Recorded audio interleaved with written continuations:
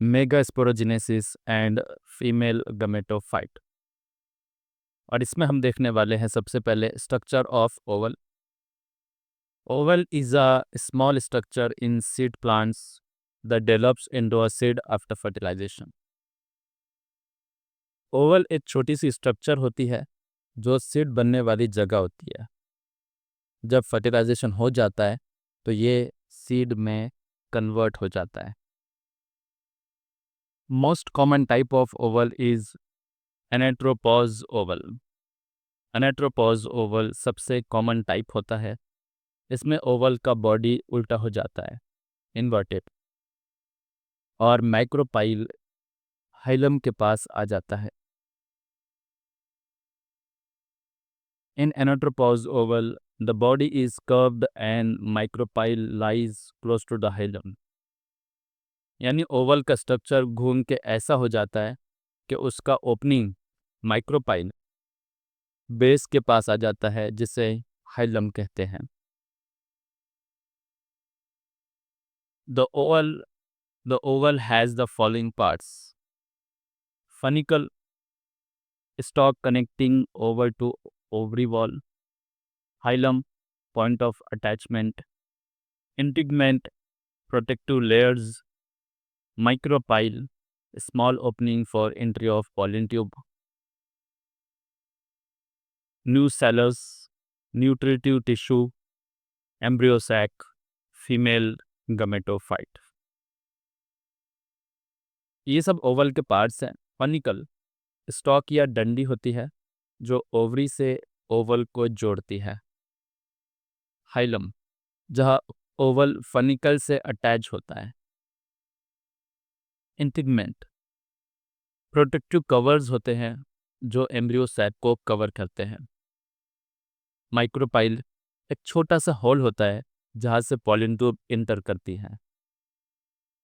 Nucellus, nutrition provide करता है developing embryo sac को। और लास्ट में एम्ब्रियो सैक, यही फीमेल गमेटोफाइट होती है। Megasporogenesis. Megasporogenesis is the process of formation of megaspores from the megaspore mother cell, MMC। Megasporogenesis एक प्रोसेस है जिसमें मेगास्पोर मदर सेल से मेगास्पोर्स बनते हैं। The MMC is diploid and located in the nucellus of the oval। MMC यानी megaspore mother cell एक diploid cell होती हैं जो ओवल के न्यूसेलस में होती हैं। MMC undergoes meiosis to form 4 haploid megaspores arranged in a linear tetrad। MMC meiosis के थ्रू डिवाइड होती है और 4 हैप्लॉइड मेगास्पोर्स बनाती है जो एक सीधी लाइन में अरेंज्ड होते हैं। इसे बोलते हैं linear tetrad। Out of 4 megaspores, only one remains functional and the other 3 degenerate। In 4 megaspores में से सिर्फ एक ही काम का होता है, उसे बोलते हैं फंक्शनल मेगास्पोर। बाकी 3 टूट जाते हैं या डीजेनरेट हो जाते हैं। अब development of female gametophyte. The functional megaspore develops into the female gametophyte. जो फंक्शनल मेगास्पोर बचा था वही डेवलप होता है एम्ब्रियो सैक में, यानी female गमेटोफाइट। The nucleus of the megaspore undergoes 3 mitotic divisions to form 8 nuclei। Megaspore का न्यूक्लियस 3 बार मेटासिस करता है जिससे टोटल 8 न्यूक्लियाई बन जाते हैं। These nuclei get arranged to form a 7-celled or 8 nucleate structure। 1 egg cell plus 2 synergids is equal to egg apparatus. 2 polar nuclei in center, 3 antipodal cell at chalazal end. ये 8 nuclei एक particular arrange में set हो जाते हैं. मैक्रोपाइल and पे होती है egg apparatus. Egg 2 synergids. Centre में होते हैं 2 पोलर न्यूक्लियाई. चालाजल एंड पर होते हैं 3 antipodal cells. Total 7 cells and 8 nuclei. Ovule versus embryo sac components. तो स्ट्रक्चर और functions. Micropyle entry of pollen tube. Hilum attachment point. Integments protections. Nucellus nutritive tissue. Embryo sac female gametophyte, जहाँ पर female gametophyte होता है. Egg cell participate in fertilization. Synergids guide pollen tube. Polar nuclei fuse with male nuclei to form endosperm. Antipodals unknown degenerate after fertilization. ठीक है, तो इस part का revision कर लेते हैं. सबसे पहले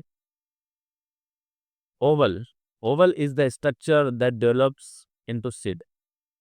ओवल एक ऐसा स्ट्रक्चर है जो फर्टिलाइजेशन के बाद सीड बन जाता है, यानी बीज बनने की शुरुआत यहीं से होती है. Ovule. Most ovules are anatropous in type. ज़्यादातर प्लांट्स में ओवल उल्टा होता है, जिसको एनेट्रोपोस बोलते हैं. इसमें माइक्रोपाइल और फनिकल सेम साइड में आ जाते हैं. फिर हमें देखा megasporogenesis is the process where megaspore mother cell MMC forms 4 megaspores by meiosis. Ovule के अंदर एक स्पेशल सेल होती है MMC, जो मियोसिस से 4 मेगास्पोर्स बनाते हैं. इस प्रोसेस को मेगास्पोरोजेनेसिस कहते हैं. Only 1 megaspore is functional, others degenerate. जो 4 मेगास्पोर्स बनते हैं उनमें से सिर्फ एक जिंदा रहता है, बाकी 3 खत्म हो जाते हैं, डिजेनरेट हो जाते हैं. सिर्फ फंक्शनल मेगास्पोर आगे का काम करता है. फिर functional megaspore gives rise to embryo sac. ये फंक्शनल मेगास्पोर डिवाइड करता है और एक 7 सेल 8 न्यूक्लियस वाली स्ट्रक्चर बनाता है. इसे एम्ब्रियो सैक कहते हैं. फिर embryo sac contains 1 egg cell plus 2 synergids plus 2 polar nuclei plus 3 antipodal cells. Embryo sac के अंदर टोटल 7 सेल्स और 8 न्यूक्लियाई होते हैं. एक एग सेल होती है फर्टिलाइजेशन के लिए. 2 हेल्पर सेल्स सिनर्जिड्स होते हैं. 2 पोलर न्यूक्लियाई एंडोस्पर्म के लिए. और 3 अपोजिट साइड में एंटीपोडल्स सेल होते हैं. अब बढ़ते हैं अगले पार्ट की तरफ, जिसमें हम देखेंगे पॉलिनेशन टाइप्स एंड एजेंट्स. तो सबसे पहले pollination. Pollination is the transfer of pollen grains from the anther to the stigma of the same और डिफरेंट फ्लावर.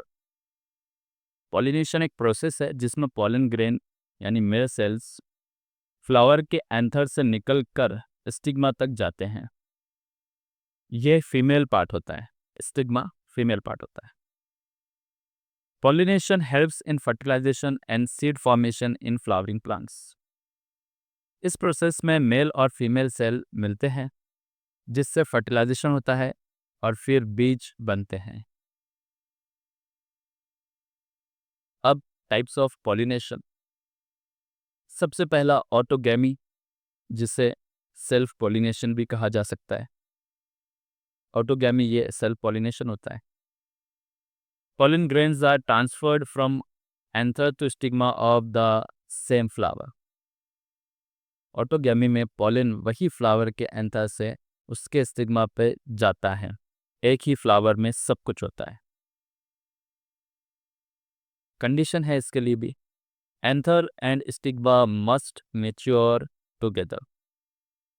इसमें ज़रूरी है कि दोनों एंथर और स्टिग्मा एक साथ मैच्योर हो। ठीक है।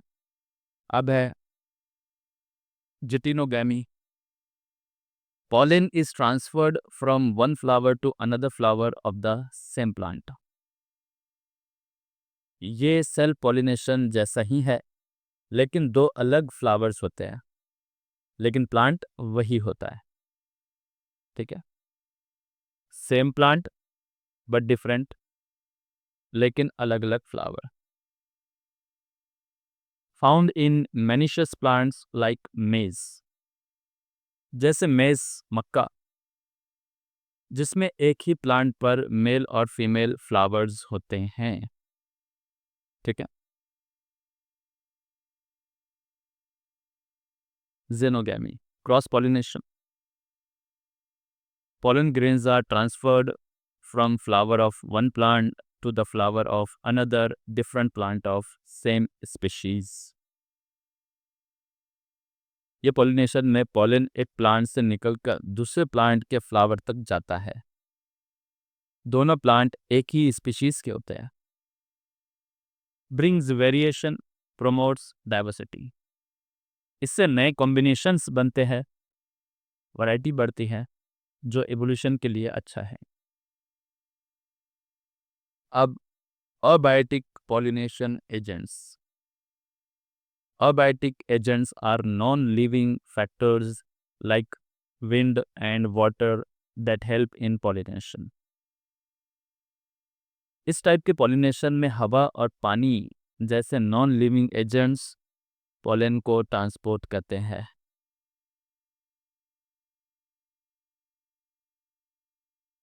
इसी में पहला टाइप है एनिमोफैली, pollination by wind. Lightweight dry pollen is carried by air.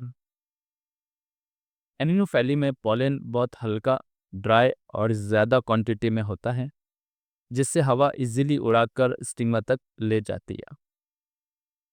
Adaptations. Pollen grains are dry and small. Stigma is feathery to trap pollen.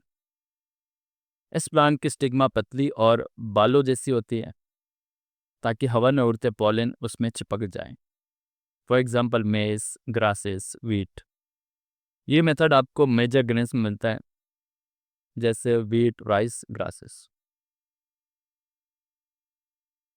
Hydrophily, pollination by water. Abiotic agents है ये सारे, ठीक है, पॉलिनेशन के लिए। Water currents carry pollen grains to reach the stigma. इसमें पानी के फ्लो के साथ पॉलन एक प्लांट से दूसरे तक पहुंच जाता है। अब हाइड्रोफिली के भी टाइप्स हैं, और टाइप्स ऑफ हाइड्रोफिली में सबसे पहला है hypohydrophily. Pollination occurs below water surface. Hypo का मतलब होता है नीचे, इसमें पॉलिनेशन पानी के अंदर होता है। For example Zostera, a marine angiosperm. Zostera एक सी ग्रास है जिसमें ये मेथड होता है। नेक्स्ट हाइड्रोफिली है epihydrophily. Pollination occurs on water surface. Epi का मतलब होता है ऊपर। पॉलन पानी के ऊपर तैरता हुआ स्टिग्मा तक पहुंचता है। For example Vallisneria, fresh water plant है यह।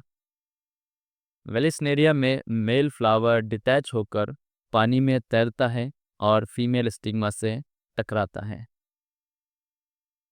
अब कंपैरिजन देख लेते हैं ऑटोगैमी, जिटोनोगैमी और जेनोगैमी का। सबसे पहले अगर टाइप की बात करें, ऑटोगैमी, जिटोगैमी, जेनोगैमी, तो autogamy plants involve same flower. Geitonogamy different flower, same plant. Xenogamy different plants. Autogamy genetic variation नहीं मिलता हमें. जिटिनोगैमी में भी जेनेटिक वेरिएशन नहीं मिलता क्योंकि ये सेल्फ पॉलिनेशन कहलाते हैं. और जेनोगैमी, इसमें हमें वेरिएशन मिलता है. ठीक है, ये क्रॉस पॉलिनेशन होता है. Adaptations for abiotic pollination.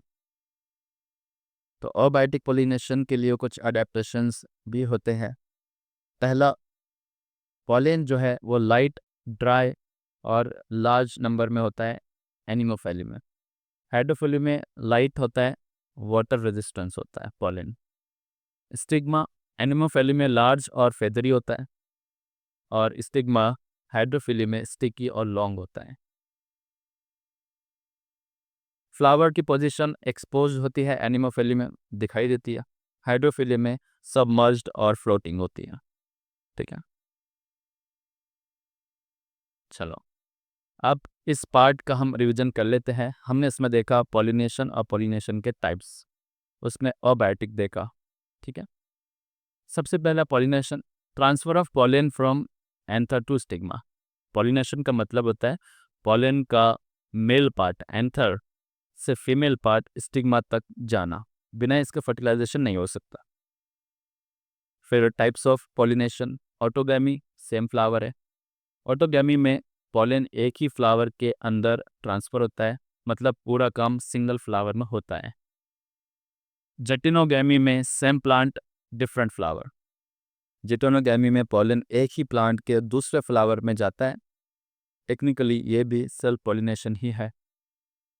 उसके बाद में जीनोगैमी, डिफरेंट प्लांट. जीनोगैमी में पॉलन एक प्लांट से दूसरे प्लांट के फ्लावर तक जाता है. यही रियल क्रॉस पॉलिनेशन होता है. तो हमने समझा कि ऑटोगैमी और जिटेनोगैमी ये सेल्फ पॉलिनेशन के एग्जांपल्स हैं, और जीनोगैमी ये क्रॉस पॉलिनेशन है. ठीक है, ओके. उसके बाद में अबायोटिक एजेंट है जो पॉलिनेशन करते हैं. अबायोटिक मतलब नॉन लिविंग. ठीक है, तो उसमें सबसे पहला टाइप एनिमोफैली, विंड के जरिए. जब हवा पॉलन को ले जाती है स्टिग्मा तक तो इसे विंड पॉलिनेशन या एनिमोफैली कहते हैं. उसके बाद में अबायोटिक एजेंट्स का दूसरा टाइप था हाइड्रोफिली, यानी वाटर के जरिए. जब पानी पॉलन को ट्रांसफर करता है, जैसे एक्वाटिक प्लांट्स में, तो उसे हाइड्रोफिली कहते हैं. ठीक है, अब इस हाइड्रोफिली के भी टाइप्स है. हाइड्रोफिली में सबसे पहला है हाइपोहाइड्रोफिली, अंडर वाटर पॉलिनेशन. जब पॉलन पानी के अंदर ही ट्रैवल करता है तो ये होता है हाइपोहाइड्रोफिली, जैसे वेलिस्नेरिया. उसके बाद में इपीहाइड्रोफिली, सरफेस वाटर पॉलिनेशन. जब पॉलन पानी के सरफेस पर फ्लोट करके स्टिग्मा तक जाता है तो ये इपीहाइड्रोफिली कहलाता है. ठीक है, अब बढ़ते हैं अगले पार्ट की तरफ, जिसमें हम देखेंगे बायोटिक पॉलिनेशन एजेंट्स. हमने अभी देखा था अबायोटिक पॉलिनेशन एजेंट्स थे, अब biotic pollination agents. Pollination by biotic agents.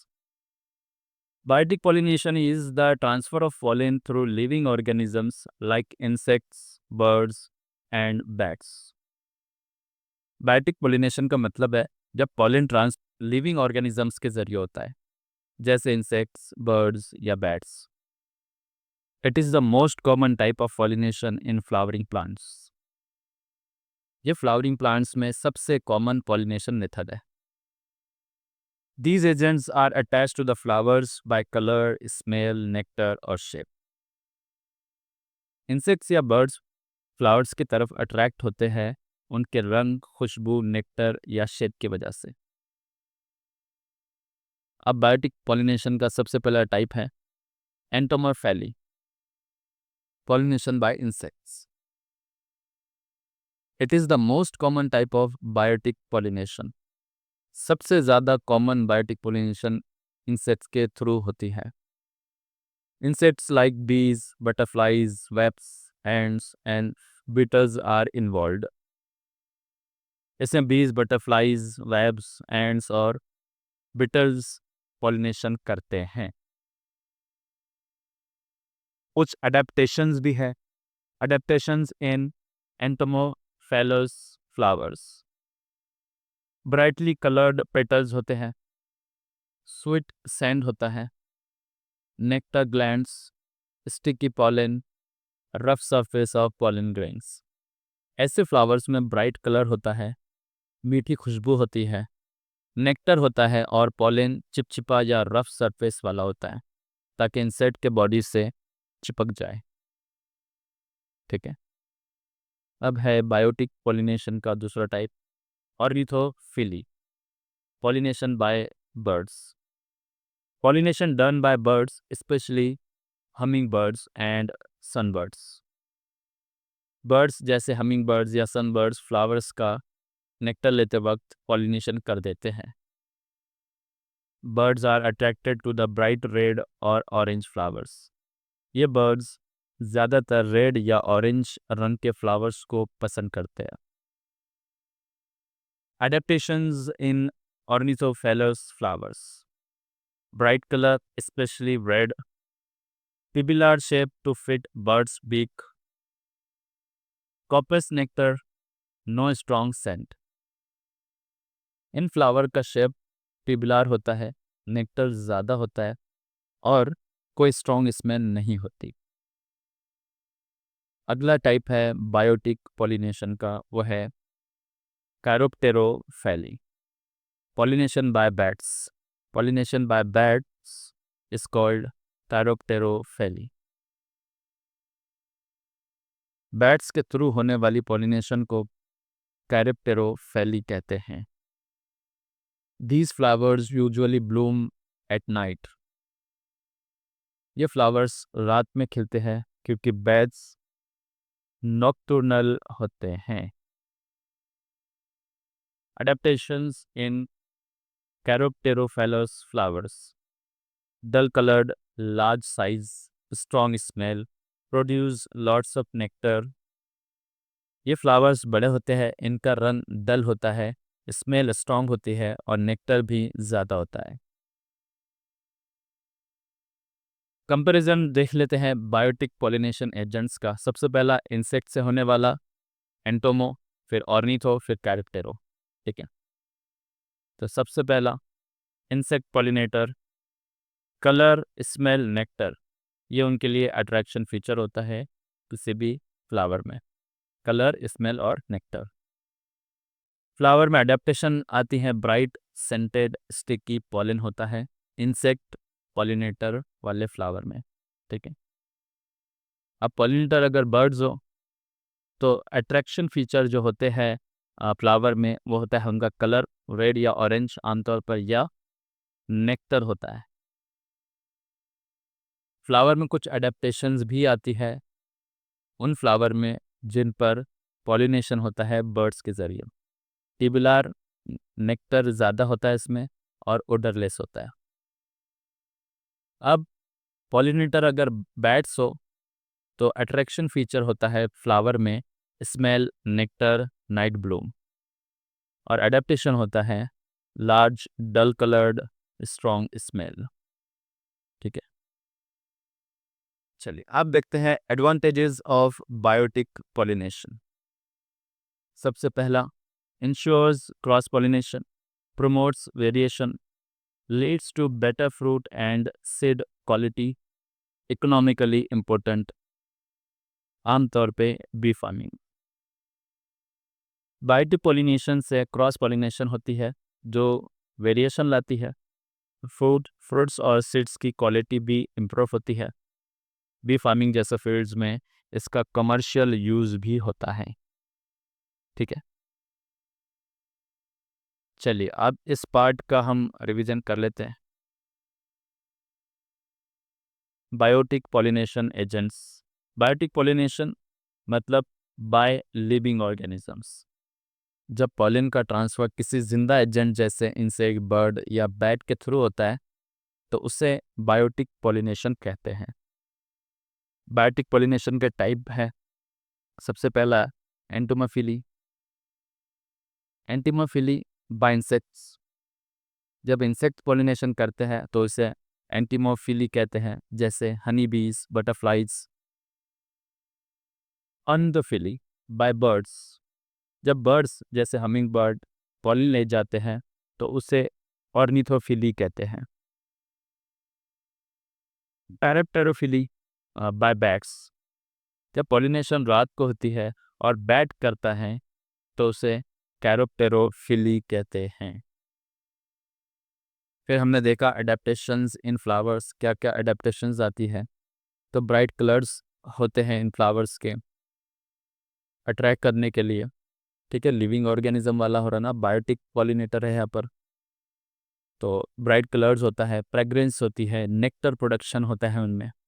Her pollinators को अट्रैक्ट करने के लिए फ्लावर में कुछ स्पेशल चीज़ें होती है, जैसे रंग, खुशबू और nectar. Advantages: high efficiency, specific transfer to right flower, more chances of fertilization. ठीक है, चलिए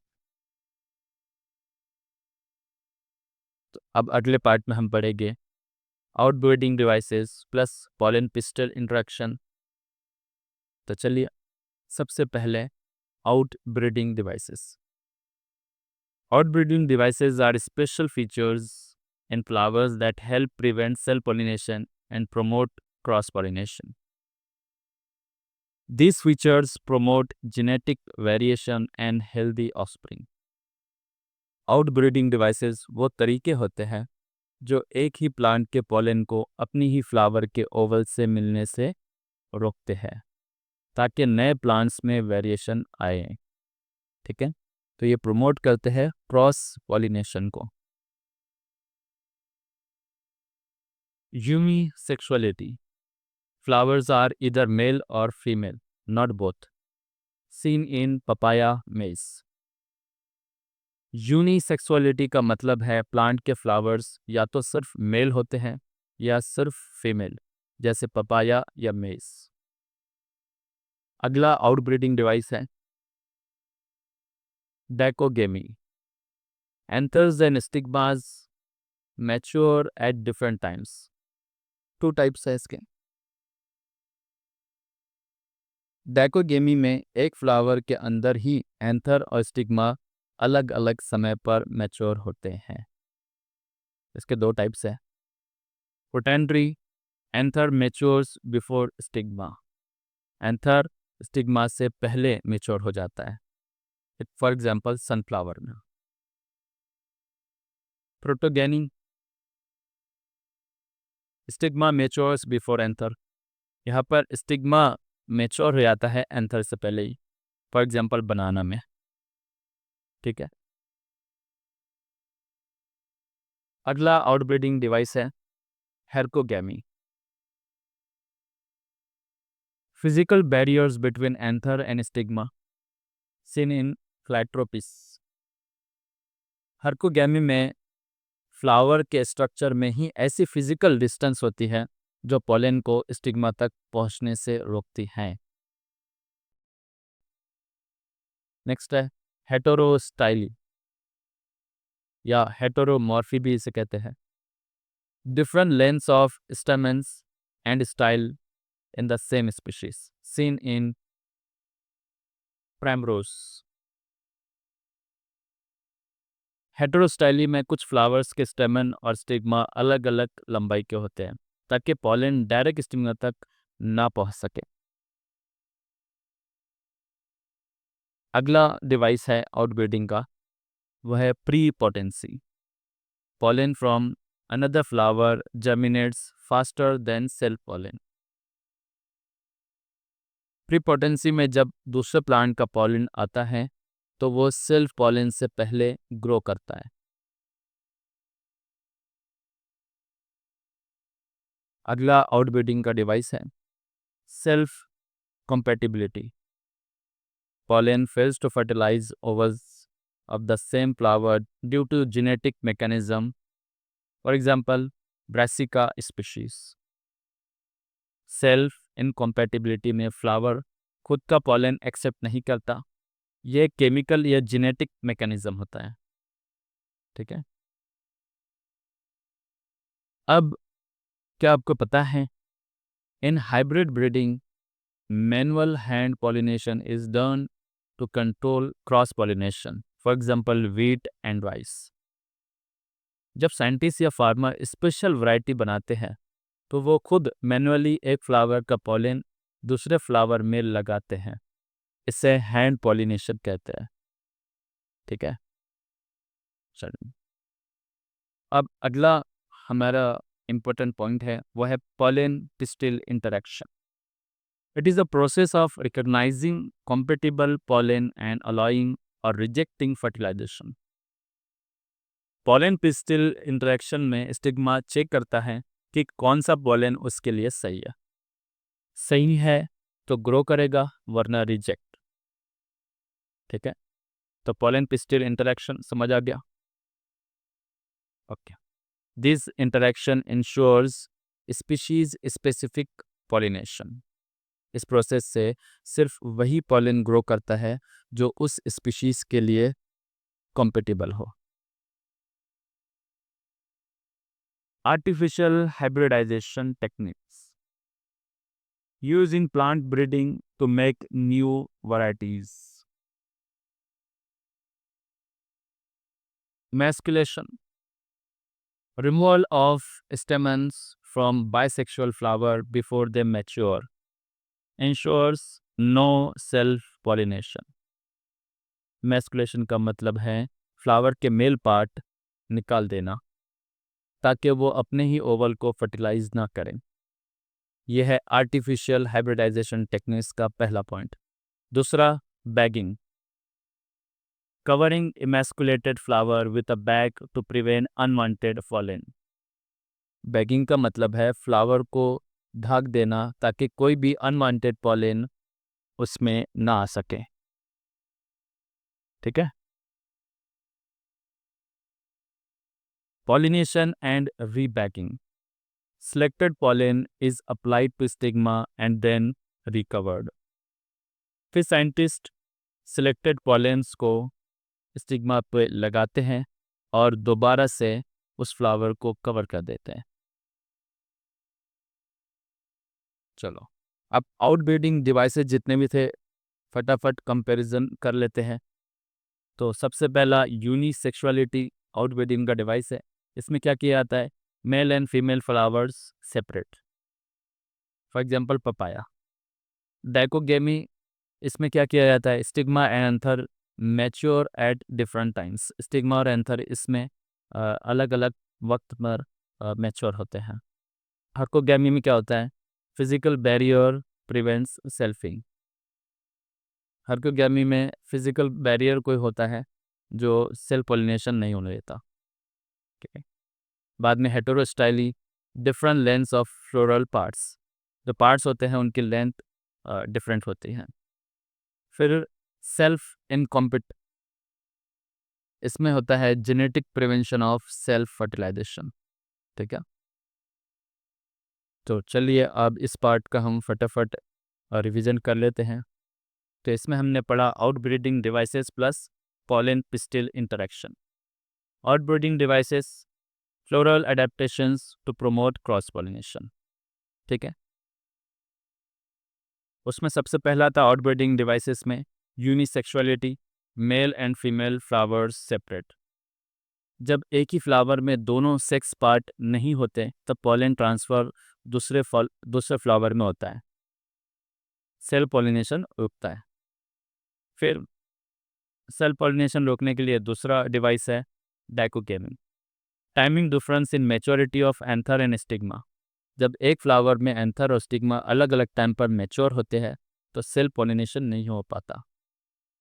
अगला आउटब्रीडिंग डिवाइस है हार्कोगेमी, फिजिकल बैरियर। जब फ्लावर का स्ट्रक्चर ही ऐसा होता है कि पॉलन अपने स्टिग्मा पे नहीं गिरता तो क्रॉस पॉलिनेशन होता है।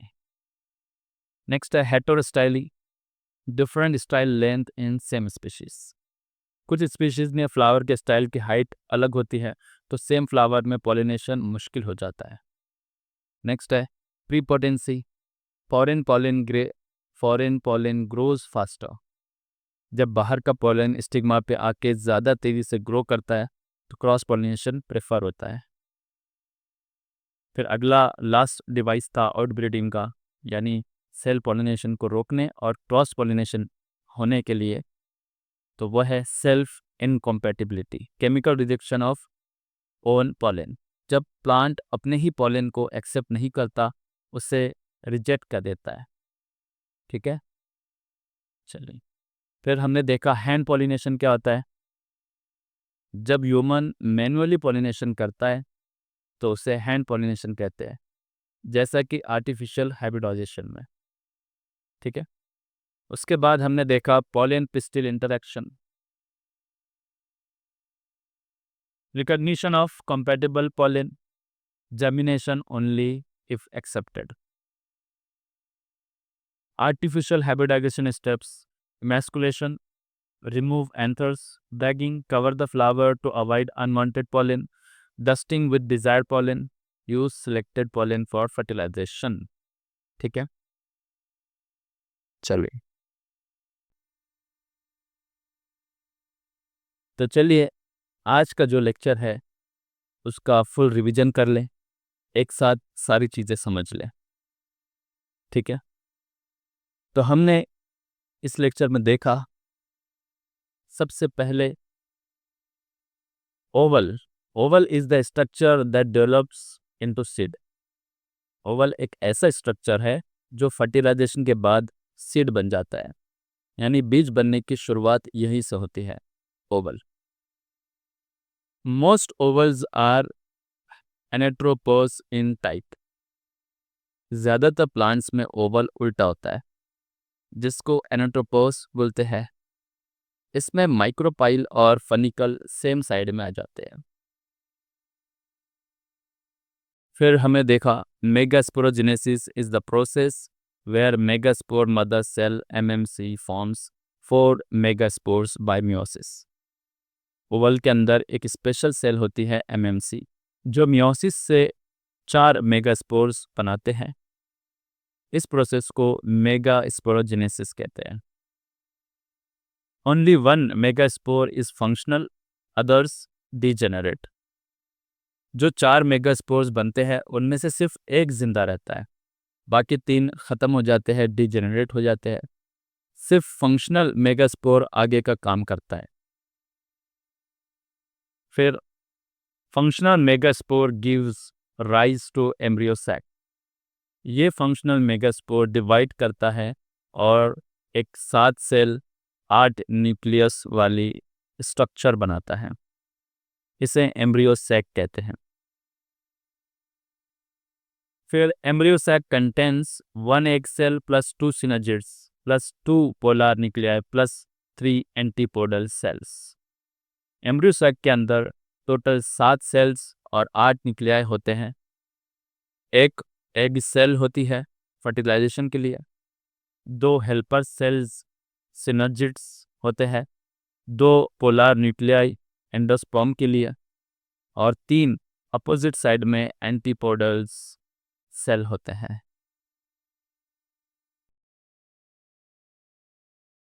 अब इस पार्ट का हम रिवीजन कर लेते हैं। हमने इसमें देखा पॉलिनेशन और पॉलिनेशन के टाइप्स, उसमें अबायोटिक देखा। ठीक है, सबसे पहला pollination, transfer of pollen from anther to stigma. Pollination का मतलब होता है पॉलन का मेल पार्ट एंथर से फीमेल पार्ट स्टिग्मा तक जाना, बिना इसके फर्टिलाइजेशन नहीं हो सकता। फिर types of pollination, autogamy, same flower है। ऑटोगैमी में पॉलन एक ही फ्लावर के अंदर ट्रांसफर होता है, मतलब पूरा काम सिंगल फ्लावर में होता है। जेटिनोगैमी में सेम प्लांट डिफरेंट फ्लावर। जेटिनोगैमी में पॉलन एक ही प्लांट के दूसरे फ्लावर में जाता है। टेक्निकली ये भी सेल्फ पॉलिनेशन ही है। उसके बाद में जीनोगैमी, डिफरेंट प्लांट। जीनोगैमी में पॉलन एक प्लांट से दूसरे प्लांट के फ्लावर तक जाता है। यही रियल क्रॉस पॉलिनेशन होता है। तो हमने समझा कि ऑटोगैमी और जिटेनोगैमी ये सेल्फ पॉलिनेशन के एग्जांपल्स हैं और जीनोगैमी ये क्रॉस पॉलिनेशन है। ठीक है, ओके। उसके बाद में अबायोटिक एजेंट है जो पॉलिनेशन करते हैं। अबायोटिक मतलब नॉन लिविंग, ठीक है।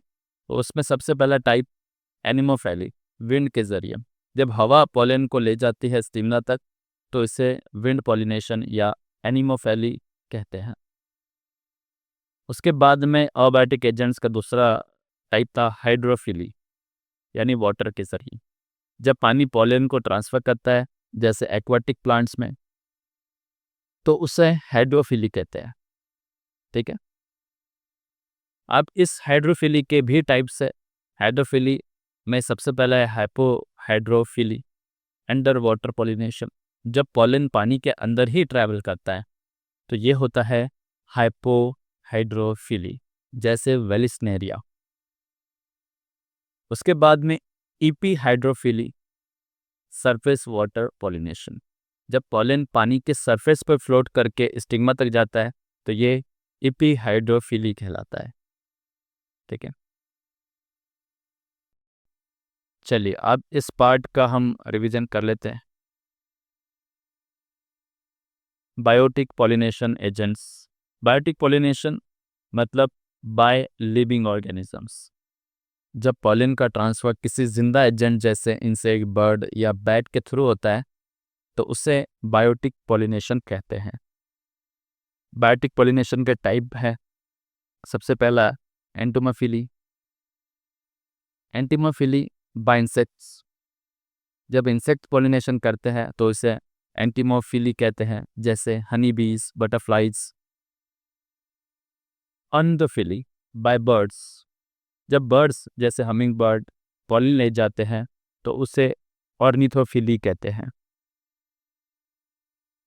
पैराप्टेरोफिली बाय बैट्स, जब पॉलिनेशन रात को होती है और बैट करता है तो उसे कैरोप्टेरोफिली कहते हैं।